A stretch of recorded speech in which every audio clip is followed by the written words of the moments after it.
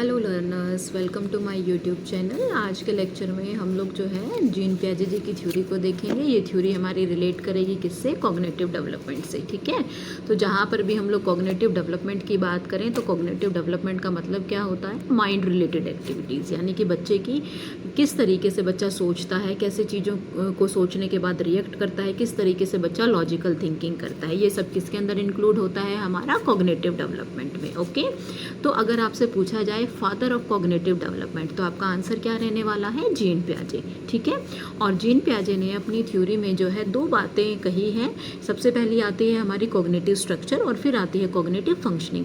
अगर cognitive structure की बात की जाए तो कॉग्निटिव स्ट्रक्चर जो है वो बाय बर्थ हर बच्चे में प्रेजेंट होता है। ठीक है, लेकिन इसके अंदर कुछ स्कीमास होते हैं जहाँ से आपसे क्वेश्चन पूछा जाता है, आपसे सीक्वेंस भी पूछ लिया जाता है। भाई सीक्वेंस क्या है स्कीमास का? सबसे पहले स्कीमास क्या होते हैं? बाय बर्थ हर एक इंडिविजुअल में, हर एक चाइल्ड में प्रेजेंट होंगे। दूसरा इनका सीक्वेंस क्या है? SLRG, sucking, looking, reaching and grasping. ये चारों आप याद रखेंगे। इसके बाद आती है हमारी कॉग्निटिव फंक्शनिंग। कॉग्निटिव फंक्शनिंग की मैं बात करूं तो हमारा कॉग्निशन किस टाइप से फंक्शनिंग करता है, तो यहाँ पर दो चीज़ें इन्होंने ली हैं, असेमिलेशन, अकोमोडेशन। ठीक है, असेमिलेशन का मतलब क्या हुआ? जब बच्चे का जो प्रीवियस नॉलेज है उसी की हेल्प लेकर के उसी के अकॉर्डिंग चीज़ों को वो परफॉर्म करता है, वो क्या कहलाता है? हमारा एसेमिलेशन। लेकिन अकोमोडेशन का मतलब क्या हुआ? जो प्रीवियस नॉलेज है उससे बात नहीं बन रही है तो बच्चा क्या करेगा? कुछ ना कुछ चेंज करेगा अपने माइंड में, उन चीज़ों को कुछ ना कुछ चेंज करने की कोशिश करेगा और उन चेंजेस को ऐड करके वो किसी वर्क को परफॉर्म करेगा, वो क्या कहलाती है? हमारी अकोमोडेशन। और जहाँ पर ये दोनों बैलेंस हो जाती हैं उसे हम लोग क्या बोलते हैं? इक्विलिब्रियम। ये जो छोटी छोटी टर्म्स हैं जो जीन पियाजे जी ने यूज़ करी हैं उनके रिगार्डिंग मैं एक अलग से एक वीडियो और अपलोड करूँगी। ठीक है, लेकिन आज के लेक्चर में हम लोग सिर्फ जीन पियाजे जी की थ्योरी को देखेंगे। ये 101% यहाँ से आपको क्वेश्चन देखने को मिलेगा, चाहे वो CTET हो चाहे HTET हो। तो इसीलिए मेरे चैनल को सब्सक्राइब करिए, लाइक करिए, और अगर आपको ये इन्फॉर्मेशन अच्छी लगती है तो कमेंट भी करिएगा, कोई सजेशन हो तो वो भी दीजिएगा। ओके, अब हम लोग देखते हैं कि जीन पियाजे ने कुछ स्टेजेस भी दी हैं। यहाँ से भी आपसे क्वेश्चन पूछा जाता है, आपसे सीक्वेंस में भी क्वेश्चन पूछा जा सकता है कि फर्स्ट स्टेज कौन सी है जीन पियाजे जी ने जो दी है, सेकंड कौन सी है, थर्ड कौन सी है और फोर्थ कौन सी है। तो आपको चारों के चारों स्टेजेस को सीक्वेंस में याद रखना है।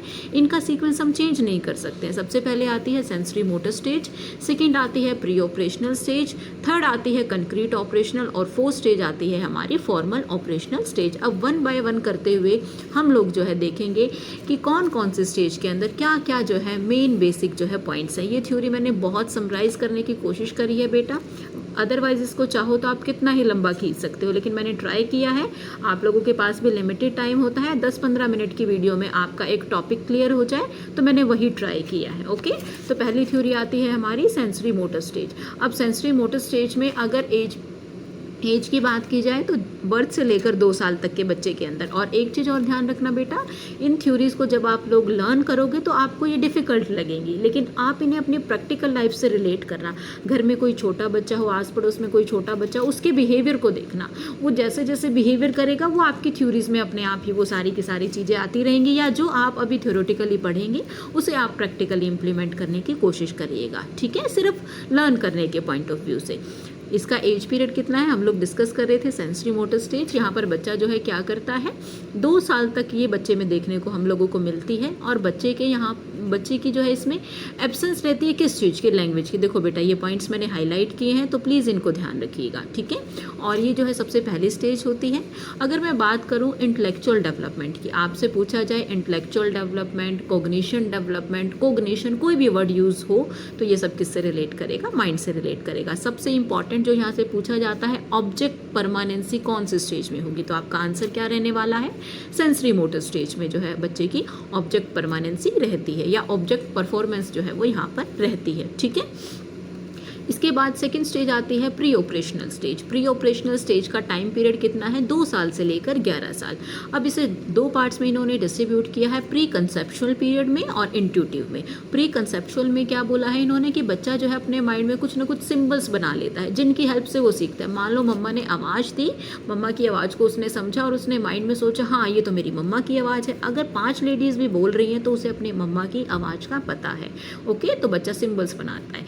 इसी तरीके से बच्चा अपने माइंड में कुछ जो है साइंस में बनाता है जो एब्स्ट्रैक्ट होते हैं, ठीक है, जो दिखाई नहीं देते हैं, बस हम वो अपने अकॉर्डिंग उन चीज़ों को जो है क्या करता है, मोल्ड करने की कोशिश करता है। अब जैसे बच्चा जो है थोड़ी सी लैंग्वेज सीख जाता है, ठीक है, मम्मा बोलना, पापा बोलना, ठीक है, और वो क्या करता है, वो इन कंसेप्ट को रेगुलरली यूज़ करता है। तो बच्चा, आप सिर्फ 2 पॉइंट याद रखेंगे, बच्चा माइंड में सिंबल बना लेता है, बच्चा साइंस का यूज़ करना शुरू करता है। या साइन, अगर हम लोग सिंपल एग्जांपल लें बेटा, हम लोग रेड लाइट को देखें, ठीक है, हम लोगों को आइडिया हो जाता है अगर ग्रीन लाइट है तो हमें जाना है, येलो है तो हमें रेडी रहना है, और अगर रेड लाइट है तो हमें रुकना है। इसी तरीके से ये हमें कोई रोज़ रेगुलरली कोई बताता नहीं है, ये साइन हम लोग अपने माइंड में, हमें पता है कि हमें इस तरीके से साइंस का यूज़ करना है, ठीक है।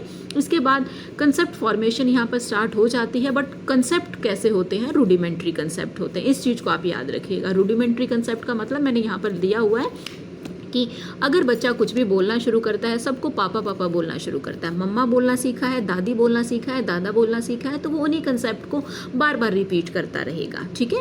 इसके बाद बच्चा थोड़ा सा क्या होता है, ईगो सेंट्रिक होता है, लेकिन बच्चे की जो थिंकिंग और रीजनिंग पावर होती है वो इलॉजिकल होती है, ठीक है। तो इस चीज़ को हम लोग ध्यान रखेंगे।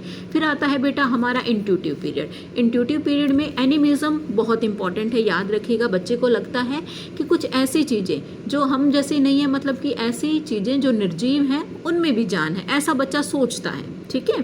कि हम लोग कहते हैं ना कि कभी कभी बच्चा गिर जाता है, अरे हम फ्लोर को बार बार पैर लगा के कहते हैं इसने मेरे बेबी को गिराया, इसकी पिटाई करते हैं, तो बच्चा समझता है कि हाँ सच में इसकी पिटाई हो रही है। तो इस टर्म को हम लोग क्या बोलते हैं बेटा, एनिमिज्म बोलते हैं। इसके बाद नेक्स्ट पॉइंट आता है, जो कंसेप्ट फॉर्मेशन होती है वो स्टार्टिंग तो हमारी प्री कंसेप्चुअल में हो गई थी, थोड़े से एडवांस हो जाते हैं यहाँ पर। अब उसे पता चल जाता है ये मेरे पापा हैं और ये अंकल हैं, ठीक है, वो थोड़ा सा डिफरेंस करना शुरू करता है।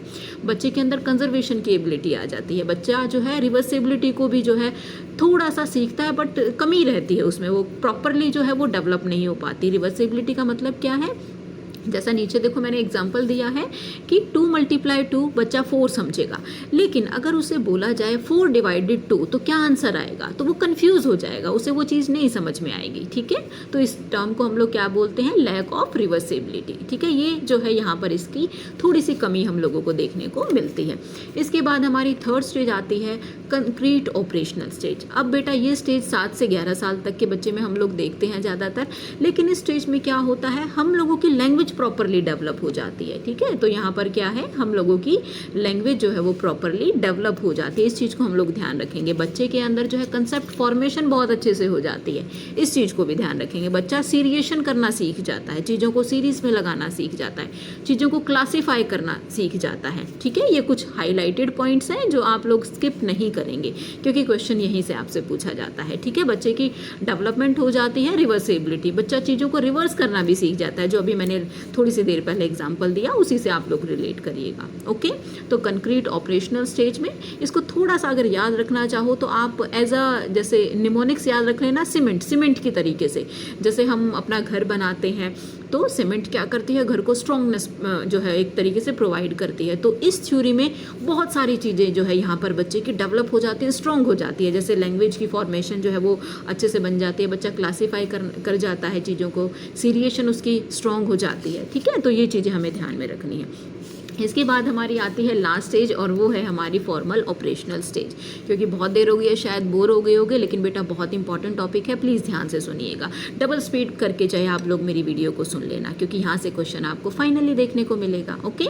करते हैं last stage, formal operational stage. अब ये स्टेज बेटा 11 साल से अबव के जितने भी बच्चे हैं उनमें हम इसे आसानी से देख पाएंगे।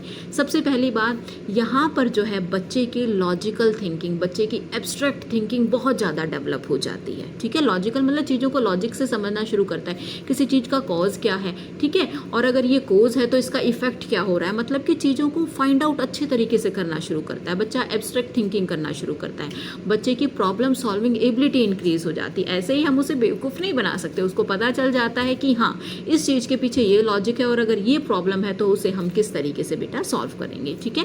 इसके बाद बच्चा जो है रियल थिंकिंग करना शुरू करता है, इमेजिनरी वर्ड में बच्चा नहीं रहता है, ठीक है। बच्चा सारी चीज़ों को क्या करता है, ईजिली सीख जाता है, उसे पता है ये रियलिटी है और ये फेकनेस है, यहाँ पर उसे ये सारी चीज़ें पता चल जाती हैं, ठीक है।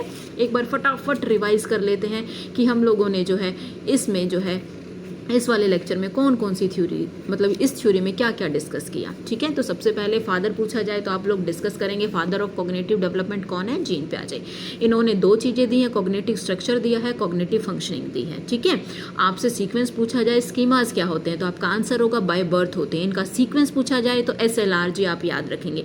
असेमिलेशन क्या होता है, अकोमोडेशन क्या होता है, इक्विलिब्रियम क्या होता है। असेमिलेशन प्रीवियस नॉलेज का यूज़ करना, अकोमोडेशन प्रीवियस नॉलेज में ही कुछ नया ऐड कर लेना। ठीक है, और इक्विलिब्रियम जहाँ पर ये दोनों के दोनों क्या हो जाएंगे, बैलेंस हो जाएंगे, वो क्या कहलाता है, इक्विलिब्रियम। और ऐसी छोटी छोटी टर्म्स के लिए मेरी नेक्स्ट वीडियो जो आएगी उस वीडियो में जो है मैं आपके सामने डिस्कस करूंगी जीन पियाजे जी की जो छोटी छोटी टर्म्स है जहाँ से क्वेश्चन पूछा जाएगा। ठीक है, वैसे तो ओवरऑल मैंने सारा कंप्लीट किया है इस थ्योरी में, फिर भी अगर कोई भी पॉइंट अगर मिस हुआ है तो वो नेक्स्ट थ्योरी में हम लोग करेंगे। चारों की चारों स्टेज आप लोग याद रखेंगे, sensory motor, pre operational, concrete और फॉर्मल।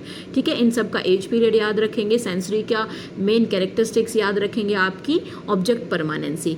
प्री ऑपरेशनल में क्या होता है, एनिमिज्म होता है, कंजर्वेशन होती है, साइंस आते हैं, सिंबल आते हैं, ईगोसेंट्रिक जो चीज़ें हैं वो यहाँ पर आती हैं, कंसेप्ट फॉर्मेशन होती है बट कंसेप्ट कैसे होंगे, रूडिमेंट्री कंसेप्ट्स होंगे। ठीक है, फिर आती है कंक्रीट ऑपरेशनल, यहाँ पर लैंग्वेज की फॉर्मेशन बहुत अच्छे से हो जाती है, कंसेप्ट फॉर्मेशन भी बहुत अच्छे से हो जाती है, बच्चा जो है चीज़ों को आसानी से सीखता है, क्लासीफाई कर देता है। और लास्ट आती है बेटा हमारी फॉर्मल ऑपरेशनल स्टेज, जिस स्टेज में हम लोग जो है बहुत कुछ सीख जाते हैं, लॉजिकली चीज़ों को थिंक करना शुरू करते हैं, चीज़ों को आसानी से समझते हैं। ठीक है, ये सारी की सारी जो हमारी एबिलिटी है वो इंक्रीज़ हो जाती है, हाइपोथेटिकल एबिलिटी इंक्रीज़ हो जाती है, यानी कि चीज़ों को प्रूव करना सीख जाते हैं हम लोग। ठीक है, ऐसा नहीं कि हमने कोई भी कॉन्सेप्ट सीखा और हमने बस उसको इम्प्लीमेंट कर दिया, नहीं, उसके पीछे का लॉजिक क्या है, उसके पीछे का कॉज क्या है, उसको उससे होने वाला इफेक्ट क्या है, वो सारी चीज़ें हम लोग यहाँ पर सीखते हैं। ओके लर्नर्स, तो आज की हमारे लेक्चर में हम लोगों ने ये थ्योरी कंप्लीट करी। ये कौन सी थ्योरी हम लोगों ने डिस्कस करी है, जीन पियाजे जी की। ठीक है, और अगर आपको वीडियो अच्छा लगता है तो लाइक करिए, मेरे चैनल को सब्सक्राइब करिए। Okay learners, bye bye, thank you.